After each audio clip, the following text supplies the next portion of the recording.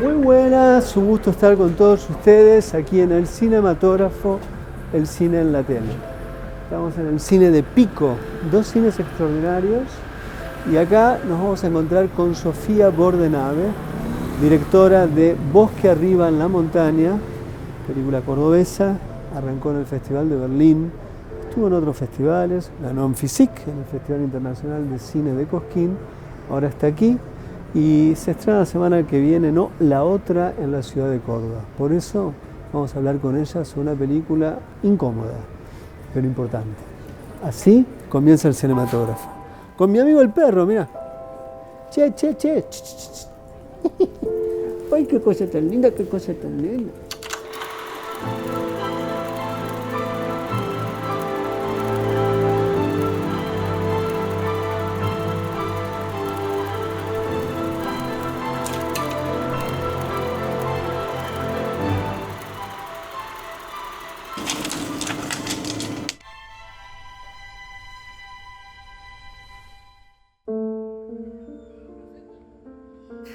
Este es un gran director, mira. No, pero presentó el anterior, le estaba diciendo. Este es un gran director, de las pistas. Y este es te un digo gran eso. corto. Ah, ¿que te gustó? Sí, claro. Le digo, un capo presentando. No, yo no presento. Bueno, dejamos a estos delincuentes y nos vamos por acá. Sigamos viaje. Bueno, se estrena finalmente. No tan rápido, que eso no puedo caminar tan rápido para atrás. Se estrena finalmente una película muy distinta a la anterior.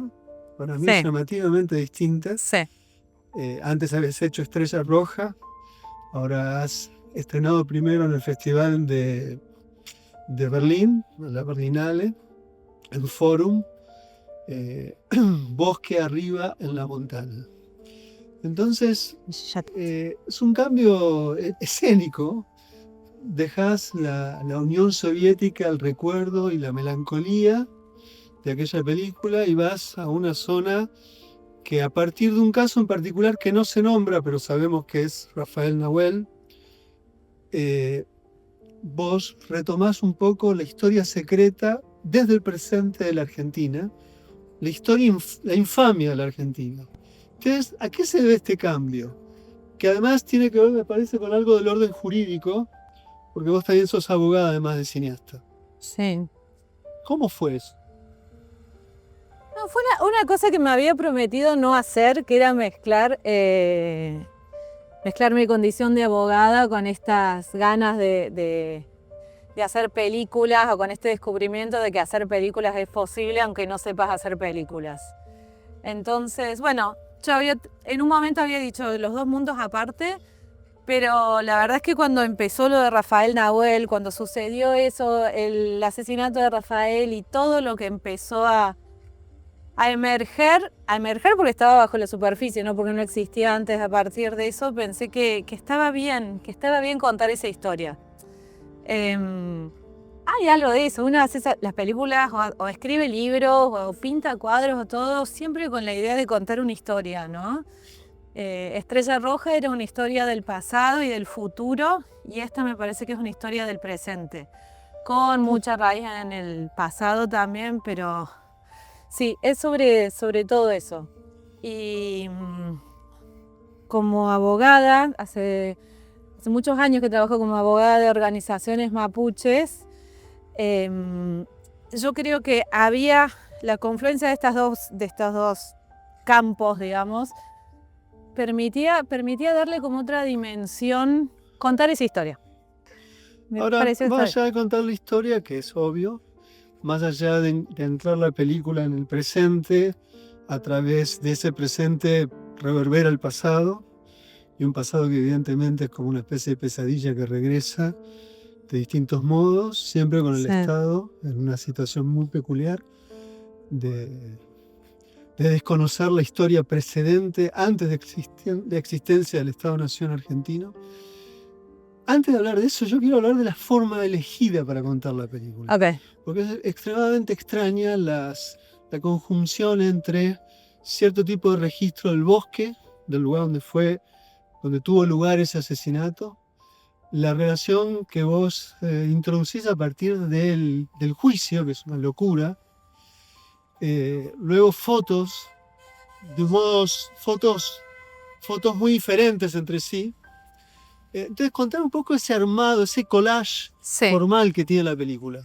Sí, la película creo que tiene que ver con la manera en la que se fue resolviendo la película a lo largo del tiempo. La película no parte de un guión específico y cerrado, sino que se fue construyendo a la medida de lo que entendíamos que eran las necesidades para que esa historia, que no era una historia sobre un caso, sino una historia sobre un país, tuviera la profundidad y la complejidad necesaria. Entonces, primero estaba lo del juicio, claramente las imágenes del juicio, que de hecho las filmamos y descartamos lo filmado y tomamos solamente en el juicio el material que estaba, que es público, que está en la página del organismo judicial. Y después empezó a aparecer durante el juicio, en una de las audiencias, la prima de Rafael dijo él quería vivir mejor. Eso para mí encierra como una de las grandes claves de la película. Y vivir mejor era el bosque. Ayer fueron leídos sus datos personales. Está muteado, García. ¿Me está escuchando bien? Sí, sí, ahora lo escucho. Bueno, usted escuchó las advertencias, las consultas que he realizado, lo que le he explicado a los demás imputados. ¿Cuál es su deseo? ¿Remitirse, ampliar su declaración, realizarlo más adelante, no declarar? Vivir mejor era ese bosque, ¿no? El bosque donde finalmente lo asesinan, que intentan recuperar, donde lo asesinan, después los desalojan, después los imputan, bueno, etcétera, etcétera, etcétera. Entonces la idea del bosque, del paisaje, del territorio también empezó a cobrar fuerza y eso había que mostrarlo. La cámara de Ezequiel Salinas ahí sentada, parada frente a ese bosque, registrando la quietud, registrando la belleza esa, la misma belleza que hace que ahora estén condenados a disputar con todos los intereses inmobiliarios y turísticos, ¿no? Esa cosa que podría ser tomada como una bendición y una maldición al mismo tiempo, ese paisaje que se les vuelve en contra, ¿no? Porque el paisaje es una idea muy capitalista. Ellos tienen territorio y nosotros tenemos paisaje, ¿no? Entonces... Eso que decís es importante. Hacia el final hay 3, 4, 5 planos generales, panorámicas en realidad, del paisaje en su presunto esplendor hermoso. Sí. Y sin embargo la película para mí se distancia en la forma en que lo filma. No sé cómo pensaste eso. Esa es la postal. Exactamente. Esa es la postal y de hecho el trabajo de corrección de color se hizo también apostando un poco a mostrar eso, la postal, el paisaje como recorte de un espacio, un recorte para mirar, para contemplar y para salir de largo, digamos, ¿no? Ahora no es mirar y contemplar, sino ahora es sacarse una selfie y subir a un... Pero es eso. Contra eso está la idea de territorio, que el territorio, digamos, tiene otra... El territorio es una cultura desplegada en un espacio. Una cultura que puede ser una cultura indígena, que puede ser la cultura de tu infancia, en el lugar que recorrías, en el jardín de tu casa, en el lugar que recorrías. El territorio es algo, digamos, que configura identidad.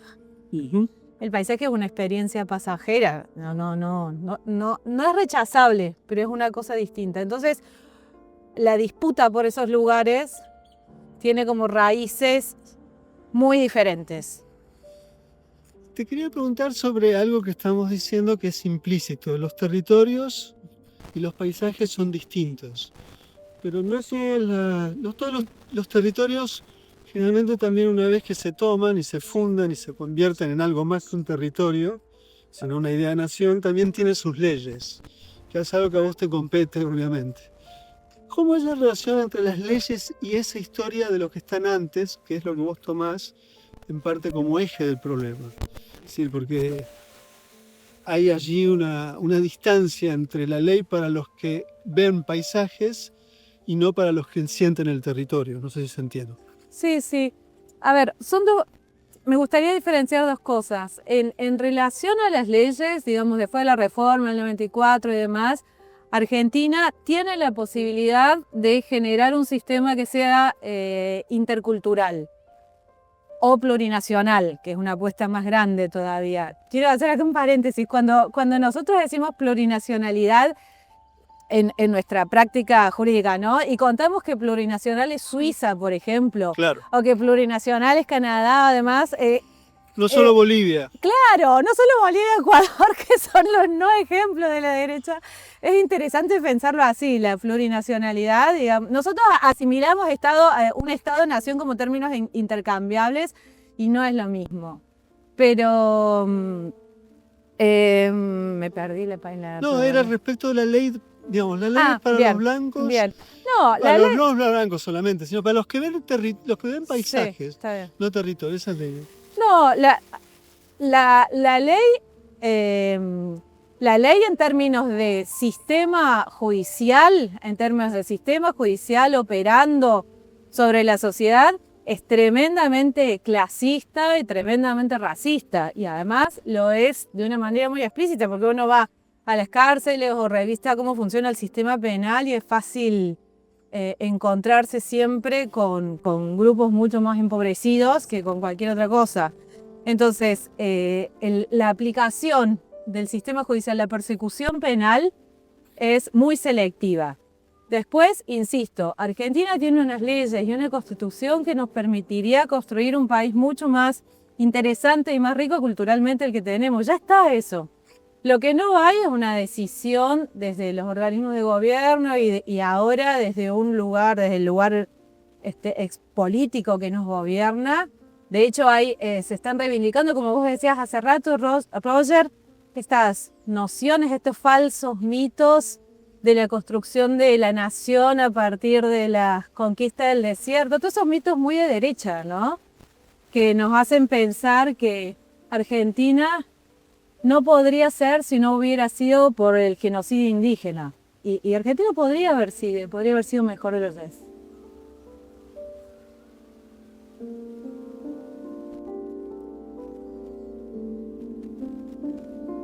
Ella sufría mucho cuando se juntaban todas las familias, o muchas familias, y hablaban solamente en mapuzungún, que ella no entendía, y hablaban y lloraban, y hablaban y lloraban. Nosotros suponemos que lo que ellos hablaban era la situación real que estaban pasando y se acordarían de cosas que habían vivido, porque era gente mayor en esa época.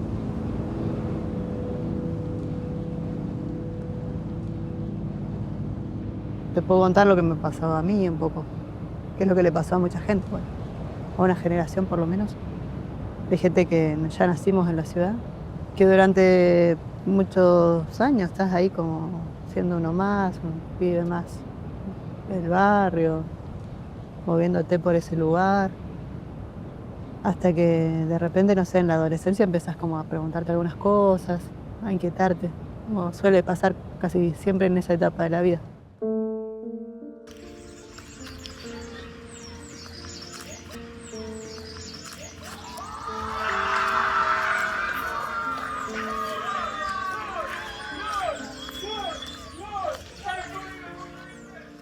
Muchos goles, Sofía.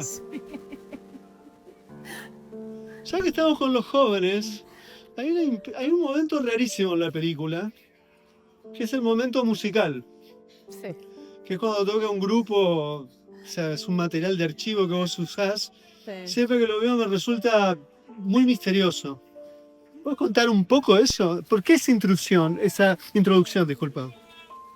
Esa introducción, Sí. tiene que ver con una cuestión que está muy presente allá en Bariloche y en Patagonia, y que es una de las grandes discusiones ahí con pueblos indígenas, que es con la idea de una identidad unívoca, ¿no?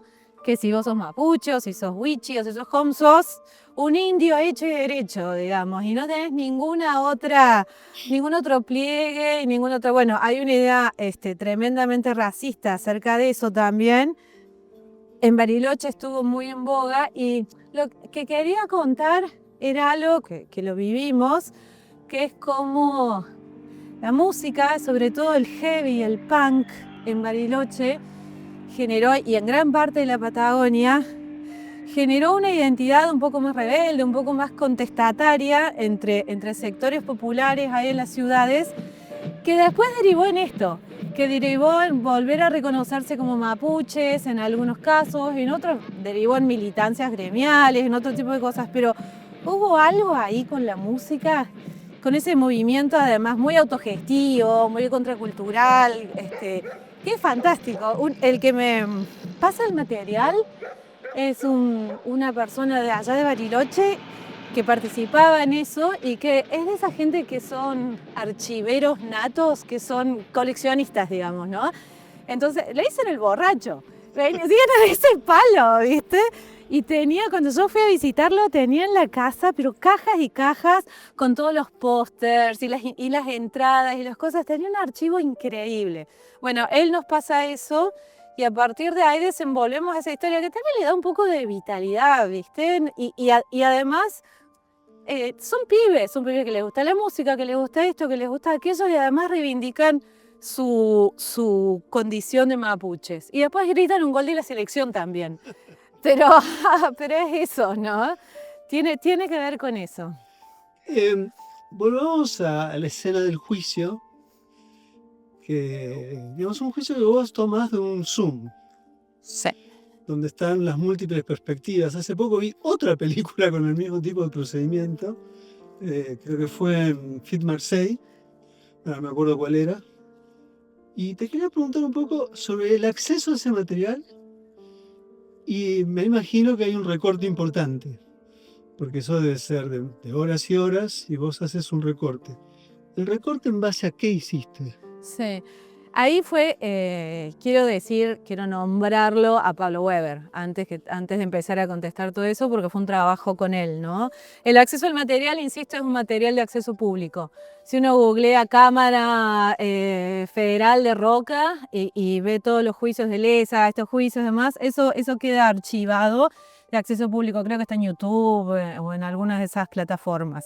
Así que eso es de acceso público. La primera parte no, la primera parte de la peli es una inspección ocular, es un medio de prueba, que eso sí lo conseguimos de otras maneras. No hace falta No, fue así como una casualidad, nos cayó del cielo. Y el recorte, a mí lo que me interesaba era mostrar no el juicio, no el caso, sino el sistema. Entonces, el sistema operando, sobre todo con ciertas falencias, ciertos errores, ciertas repeticiones, porque es lo absurdo del sistema, no el sistema en sí mismo, ¿no? La falta de... Todos pasamos por la pandemia. El Zoom y la falta de humanidad, la falta de diálogo real, ¿no? Ni siquiera hay teatro en eso. Los juicios, yo me acuerdo, siempre tienen algo performático, de teatro. El Zoom apaga hasta eso. De hecho, uno de los grandes problemas que tuvimos y que lo peleamos y no conseguimos fue el no poder sentar a los acusados en la sala. En los juicios de lesa, en estos juicios, una de las formas de reparación era tener a los perpetradores ahí sentados, ¿no? Escuchando y teniendo que... Estos tipos estaban en Buenos Aires, se quedaron allá. Estaban cómodos. Estaban cómodos, estaban protegidos. Recién dijiste algo que me parece muy importante, que quizás habrá de ser tema de discusión y de aclaración, supongo yo. Porque vos ahí decís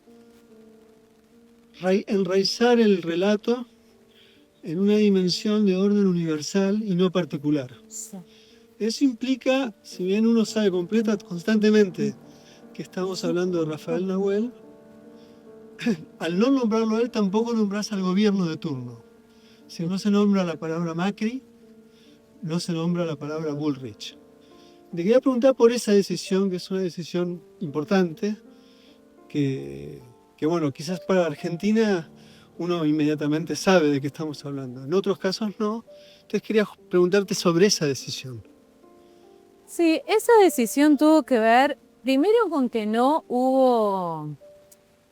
se juzgaron ni se responsabilizaron, no hubo responsabilidad política acá, no hubo responsabilidad política judicializada. Por supuesto que hubo responsabilidad política, pero la justicia nunca planteó, por ejemplo, pero política ni siquiera a nivel de Bullrich, que hubiera sido lo correcto, pero ni siquiera a cargo del jefe del operativo, que por qué permitió que fuera un desalojo en una zona en la montaña donde había mujeres y nenes y chicos jóvenes con armas semiautomáticas que disparan 15 balas por cada 2 segundos, ametralladoras.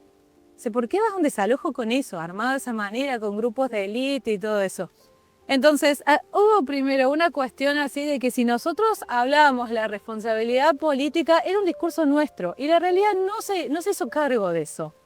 Entonces nos parecía que era como, inclusive salvar esa omisión, ¿no? Hay algo ahí de una decisión que puede ser polémica, y después a mí me interesaba, y en Argentina especialmente, que la película abriera discusiones y no cerrara situaciones. Que no dijera, bueno, esto fue así, se condenaron en esto, los responsables políticos son estos y los responsables materiales estos otros. Entonces es más interesante quedarse con la angustia, con la duda y no sé, ir, en el mejor de los casos, que vayan y googleen a ver qué pasó, ¿no? Pero sigue abierta la inquietud. Y hay otro momento que quizás hasta parece no llega a ser la singularización de estos episodios de infamia a lo largo de la historia argentina, que es cuando vos trabajás con las fotos. Porque ahí se singulariza sin nombre. Sí. O sea, ves gestos, ves caras, Sí. ves situaciones absolutamente humillantes. Sí. Y a la vez es extraño, en gran medida hay un momento que eso está asociado también a un viaje de una mujer con un joven.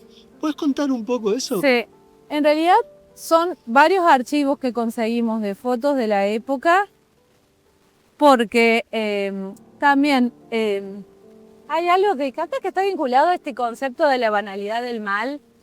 En Bariloche no hay colonizadores, sino que hay pioneros. O sea, aquellos que fueron y que de manera cruenta e incruenta se quedaron con tierras mapuches y demás, son considerados pioneros, ¿no? Pues son europeos y porque son, etcétera, etcétera. Entonces había algo que contrastar a la par de lo que estaban hablando tanto Lorena como Mirta, que son las dos personas que cuentan, que relatan su porción de realidad ahí en el documental.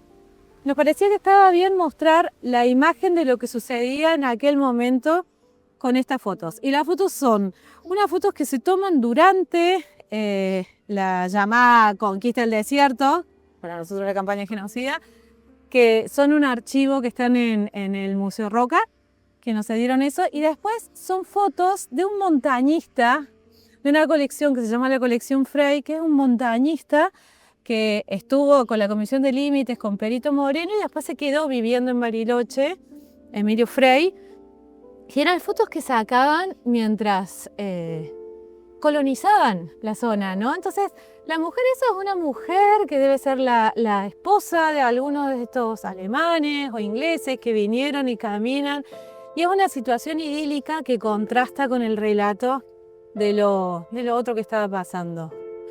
Sí, la operación fue una operación así, esa de pensar la cotidianeidad casi desde el lado hermoso, mientras también sucedía esto otro, ¿no? Las consecuencias de eso.